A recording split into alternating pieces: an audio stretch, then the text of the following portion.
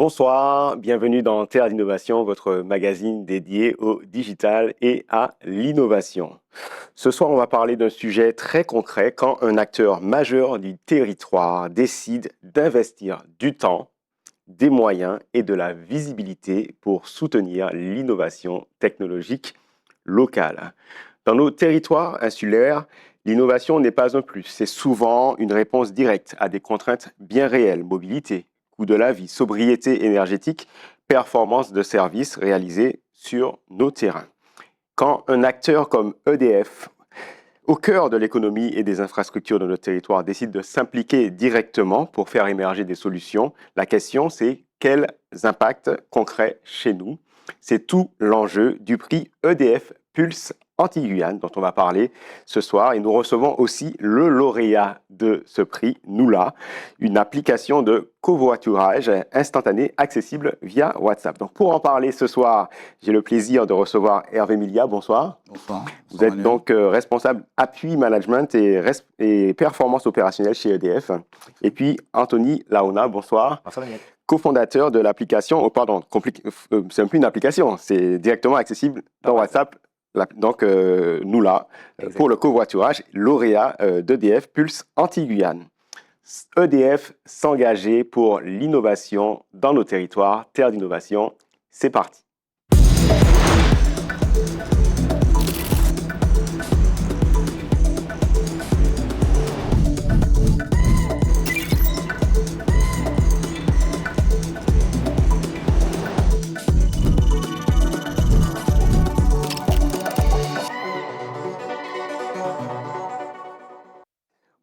Bonsoir Hervé Milia.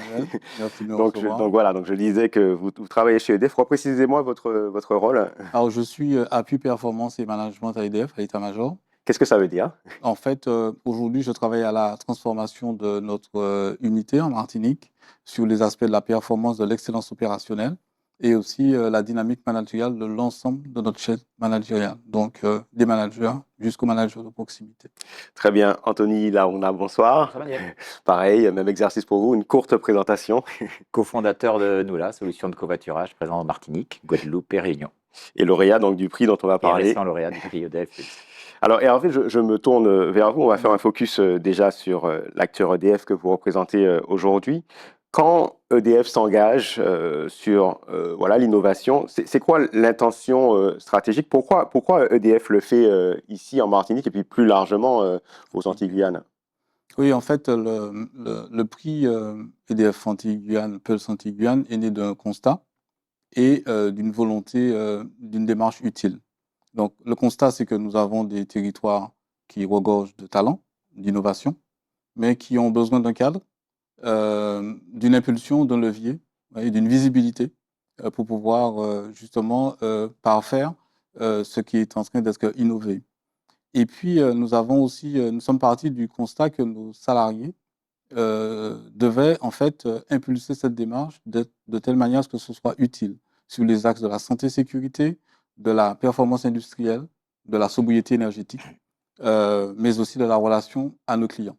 Alors, vous avez donc, avec ce prix récompensé, donc pas un, mais plusieurs lauréats, trois lauréats. Quels sont pour vous les freins aujourd'hui que vous avez peut-être ressentis quand les lauréats se sont présentés qui empêchent les innovations locales qui permettent des fois de changer d'échelle? Comme je le disais tout à l'heure, en fait, il y a des idées, mais il y a une nécessité de mise en relation. Il y a une nécessité d'incubateur. Il y a aussi une prise en compte des besoins réels des entreprises. Parce qu'en fait, il faut innover, mais l'innovation doit amener une plus-value de performance opérationnelle, une valeur ajoutée. Et en fait, c'est ce que nous pouvons offrir aux entreprises, d'être confrontés à une réalité d'industriel et donc de pouvoir y répondre. Alors, les impacts, du coup, ça peut être quoi grâce à ce soutien? Ça peut être de l'emploi, des services, ça peut être quoi ce qui est attendu? Alors, l'impact pour nous là. Oui. Alors, l'impact pour nous là, dans la perspective et de l'ensemble pour les autres lauréats également. de l'ensemble des lauréats, au final, de ce que nous sommes en train de faire, c'est de pouvoir, comme je disais, les accompagner, puisque nous allons prendre l'année qui vient pour faire le retour d'expérience de la manifestation. Nous allons également pouvoir les accompagner sur de la visibilité vis-à-vis du territoire et aussi du national. Nous allons travailler prochainement sur un TEDx à Pointe-à-Pitre avec les lauréats, qui est un format international Très bien, qui va leur donner de la visibilité. très bien. Et puis, je reviens sur l'aspect métier. En fait, nous allons pouvoir, avec nous là, de manière concrète, travailler sur une mise en œuvre à travers un comité stratégique, justement, de cette mobilité, voilà, pour notre entreprise. Et justement, c'est ça qui est intéressant. Donc, il y a aussi un intérêt potentiellement pour EDF qui est opérationnel où potentiellement ces innovations peuvent transformer certains de vos métiers ou de processus ou la relation client, même le quotidien, c'est Oui, c'est potentiellement. tout à fait ça. Si on prend les lauréats, on a nous là sur l'aspect mobilité, on a Léa en Guyane sur l'aspect, je veux dire, sécurité, intervention sécurisée malgré un faible réseau. Et puis on a Alpha Développement sur la prévention des risques professionnels. Donc vous voyez que les champs potentiels pour nous sont importants et correspondent tout à fait aux ambitions et aux objectifs que nous avons. Alors, je ne sais pas d'ailleurs si vous avez cette réponse, mais c'est quoi la genèse de ce prix? Comment est née l'idée du prix EDF Pulse Antilles-Guyane? Voilà, c'est récent C'est ou... récent parce Oui, que c'est la première édition d'accord, du prix EDF Pulse Antilles-Guyane.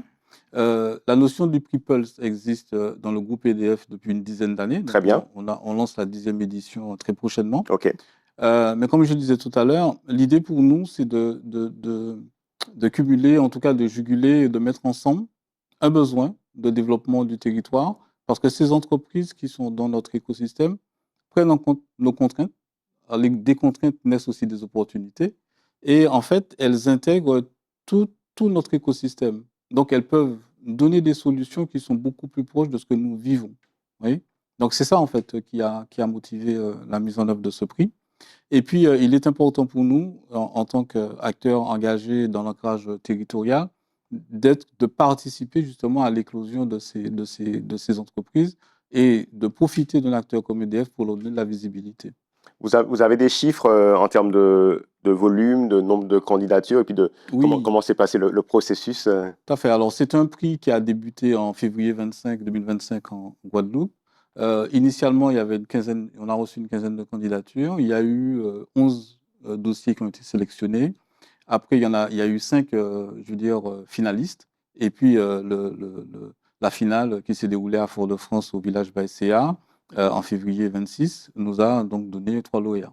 Alors, est-ce qu'on peut revenir sur ces 3 lauréats? Alors, sur nous là, on va avoir le temps de rentrer, mais sur les 2 autres, vous les Oui, citiez. alors, tout à fait. Alors, Léa, qui est sur la région Guyane, ce qui est intéressant, en fait, les critères de sélection qui ont permis de départager ces lauréats, en tout cas ces candidats ou ces finalistes au départ qui sont devenus des lauréats, c'était l'impact concret sur les territoires.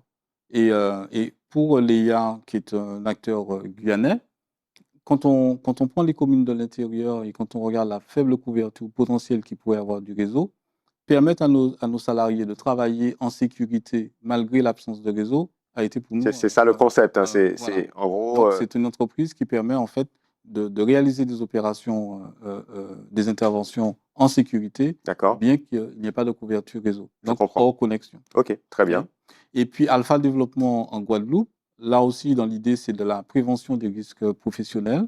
Dans l'idée, c'était de mêler de la réalité virtuelle à des tests en situation où le salarié peut se reprendre, peut corriger des défauts en s'entraînant, justement pour que le jour où il y a une réalité, ou en tout cas il y a une situation, il puisse y faire face. Et j'ai une question. Est-ce que vous avez été surpris justement par la pertinence des projets? Parce que les projets qui ont été présentés ne sont pas forcément présentés par des personnes qui vivent l'intérieur De d'EDF, de l'entreprise. l'entreprise. Ouais.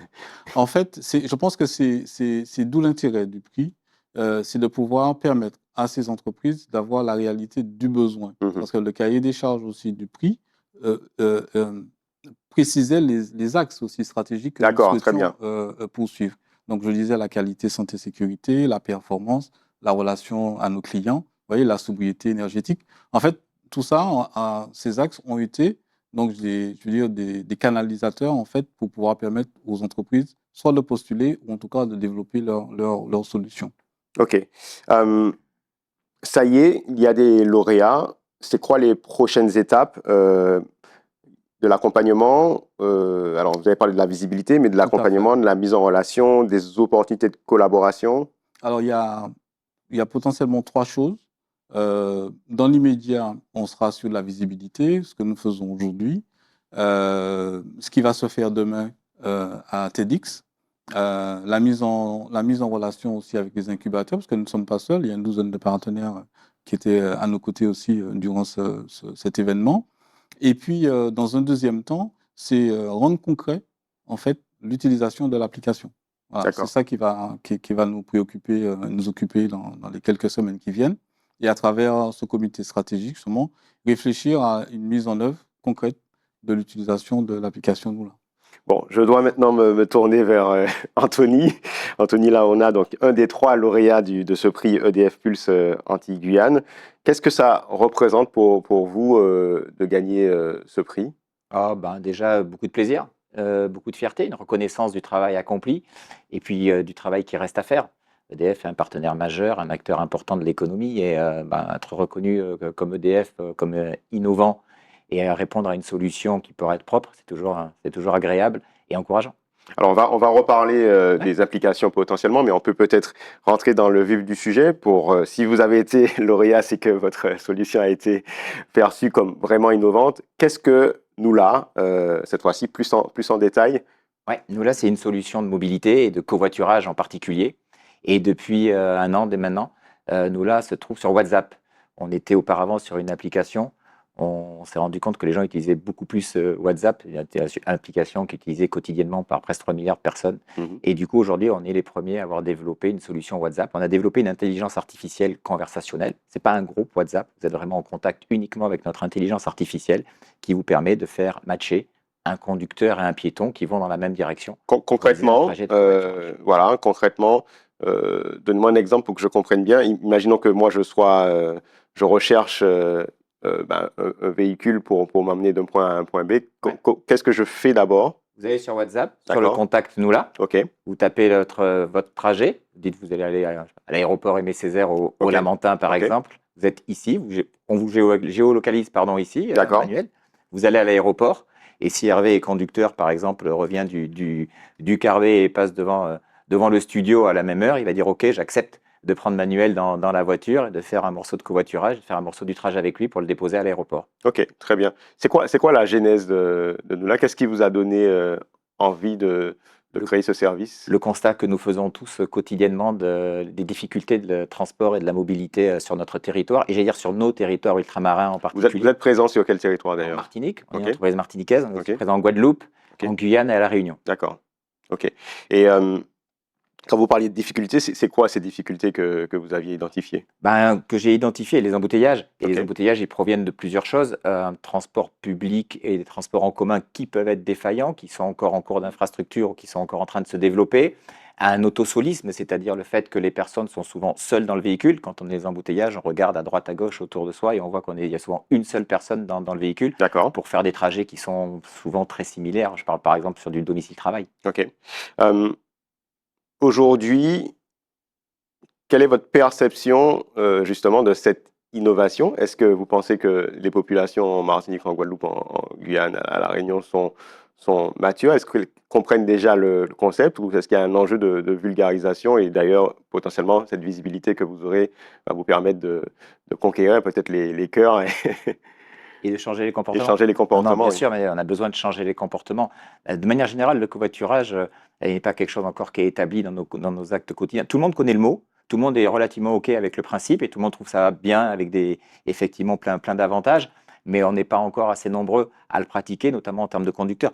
Des piétons, j'ai envie de dire, en galère, des gens qui ont besoin de se déplacer et qui souffrent de difficultés de mobilité, ça on en a. On n'a qu'à voir le nombre de demandes que l'on a quotidiennement de trajets. Nous, on a du mal aujourd'hui à faire des matchs parce qu'on a encore des conducteurs qui n'ont pas le réflexe de proposer. Et effectivement, venir aujourd'hui mettre en place Noula, la version professionnelle de Noula, au sein d'une entreprise comme EDF, ça permet déjà d'aller expliquer aux salariés d'EDF qui, le reste du temps, sont aussi des citoyens qui se déplacent pour d'autres trajets que leur domicile-travail, et puis d'avoir un prescripteur et une vitrine magnifique.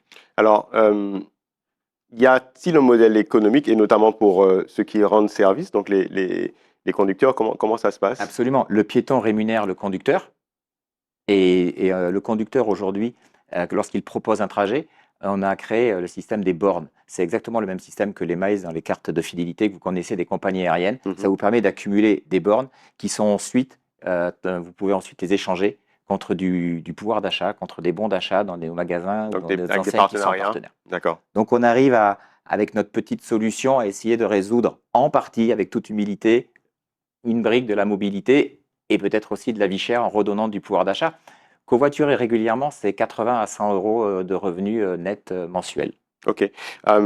Aujourd'hui, votre solution, elle a été identifiée par EDF, mais vous avez aussi essayé de montrer ce projet à plusieurs endroits, je crois aussi au concours Innovation Outre-mer.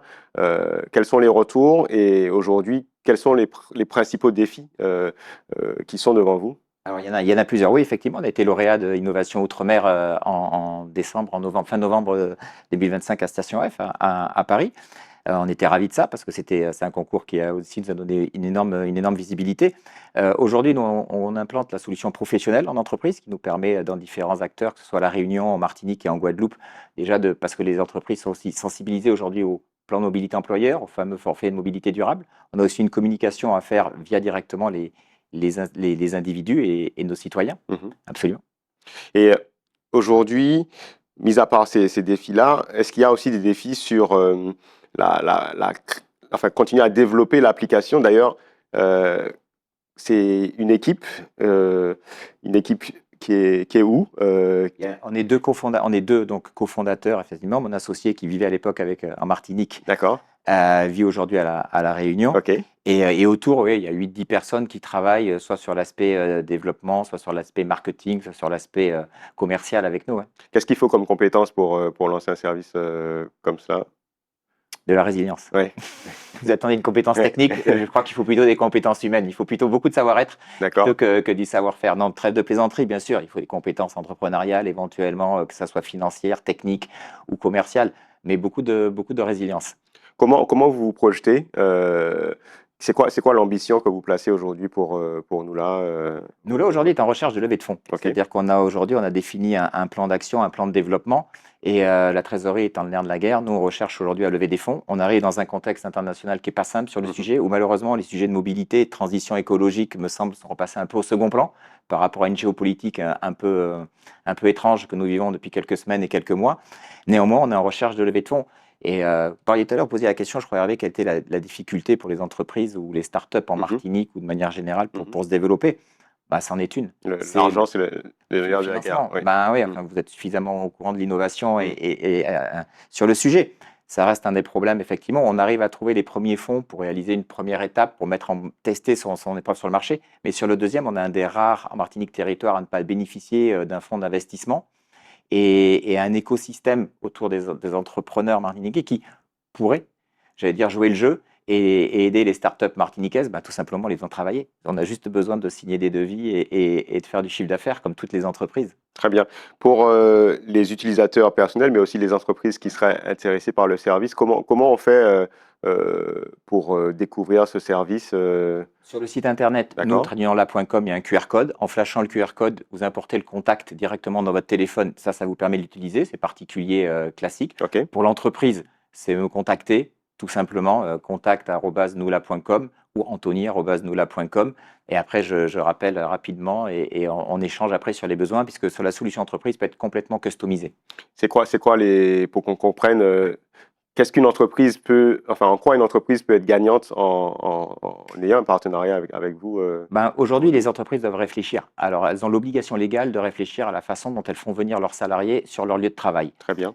Et donc, dans leurs implants de mobilité, qui peut inclure le covoiturage, mais ce n'est pas la seule brique. Il en existe d'autres, l'électrification des véhicules, la mobilité douce, etc. Mais le covoiturage est une brique. Et en intégrant nous là, elles permettent de proposer rapidement, sous quelques semaines, une solution de covoiturage à leurs salariés qui est efficace, qui fonctionne. Et puis, on avance en apprentissage, en testant et en regardant ce qui fonctionne, en développant en fonction des entreprises et différentes cultures d'entreprise. Très bien. Hervé, alors je ne sais pas si des collaborateurs ont pu voir ou participer très largement à ce prix. Est-ce que depuis le prix, vous avez senti aussi qu'au sein d'EDF, il y a un peu une émulation nouvelle aussi sur cette partie innovation? C'est peut-être un peu tôt. Oui. Peut-être que l'autre émission va contribuer à nous aider à cela. En fait, je reviens sur le plan de mobilité dont parlait Anthony.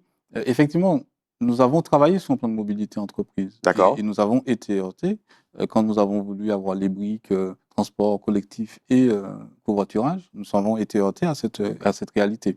Donc, l'idée pour nous, c'est qu'on sait que là, il y aura un peu de temps, il y aura une culture à faire évoluer pour pouvoir prendre en compte le covoiturage. On pense qu'une solution comme celle-là qui justement utilise une application quasi quotidienne et qui est très utilisée en Martinique devrait nous permettre de mettre en œuvre très rapidement la solution. OK, très bien. Le prix a vocation à être reconduit de façon annuelle ou c'est trop tôt pour le dire? Alors, le prix a vocation à être reconduit. D'accord. C'est l'ambition que nous avons. OK. En fait, mais on voudrait que ce prix reste dans la durée et soit efficace et pertinent pour le territoire et pour les entreprises. Donc, la réflexion que nous aurons très prochainement avec ce comité stratégique, c'est de dire mais quelle est la bonne fréquence? Est-ce que c'est tous les 2 ans? De telle manière à pouvoir accompagner effectivement les lauréats dans la durée pour pouvoir leur garantir cette visibilité. Ouais, l'objectif, ce n'est pas juste qu'ils aient un prix, c'est qu'il y ait eu de l'impact. Il faut qu'il y ait de l'impact et il faut continuer à travailler pour rendre la chose concrète. D'accord. Voilà. Très bien. Pour les entreprises qui vont faire de la veille et qui aimeraient du coup savoir ce qu'est le prix EDF Pulse, j'imagine qu'en allant sur les différents sites, en allant sur nos sites edf.mq et nous avons quelques articles qui vont sortir. Il y a d'ailleurs Anthony qui fait une campagne de promotion en ce moment, donc ce sera très visible. Voilà, donc il y aura de la visibilité et puis nous allons effectivement communiquer. Très bien. Dans quelques secondes, je vous retrouve pour la masterclass. Le temps pour moi de remercier mes invités, Hervé Milia, donc à l'appui management et performance opérationnelle à EDF Martinique, et puis Anthony Larouna, donc cofondateur de Noula et également un des lauréats d'EDF Pulse Antilles-Guyane. Merci Manuel. Place à la masterclass.